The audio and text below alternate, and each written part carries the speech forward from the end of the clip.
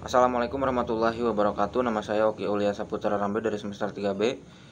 Di pertemuan yang ke-9 kali ini saya akan mereview jurnal hukum pidana lanjutan dengan judul penjatuhan 2 putusan perkara pidana dalam suatu objek perkara yang sama kajian oleh Priscilia Anggraini dan Yuliana Angela untuk memenuhi tugas mata kuliah hukum pidana lanjutan yang diampu oleh Ibu Prof. Dr. Hajahini Nuraini SHMH beserta Bapak Dr. Emrendi Aridayandi SHMH.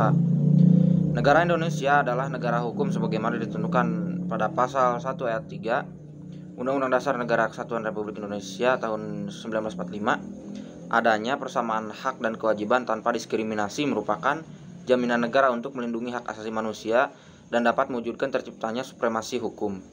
Asas nebis in idem diatur dalam pasal 76 Undang-Undang Nomor 1 Tahun 1946 yang berlaku secara nasional pada tanggal 20 September 1958 berdasarkan Undang-Undang Nomor 1 Tahun 1945 Republik Indonesia tentang peraturan hukum pidana untuk seluruh wilayah Republik Indonesia dan mengubah KUHP.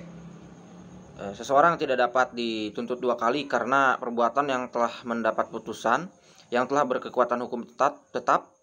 Yang dimaksud dengan perbarengan adalah terjadinya 2 atau lebih tindak pidana oleh 1 orang, di mana tindak pidana yang dilakukan pertama kali belum dijatuhi pidana atau antara tindak pidana yang awal dengan tindak pidana berikutnya belum dibatasi oleh suatu putusan hakim. Dalam hukum pidana, perbarengan dibagi menjadi 3 macam, yaitu konkursus idealis, konkursus realis, dan perbuatan berlanjut.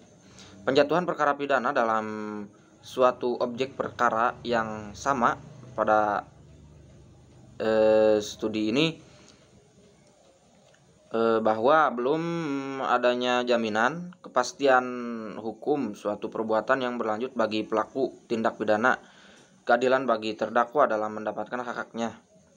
Tidak perlu menjalankan masa penahanan 2 kali, yaitu penahanan terkait kasus yang diadili oleh Pengadilan Negeri Kota Kediri dan penahanan untuk kasus yang diadili oleh Pengadilan Negeri Kabupaten, karena untuk kasus perbuatan berlanjut seharusnya diadili oleh satu pengadilan yang dianggap paling berwenang menurut undang-undang.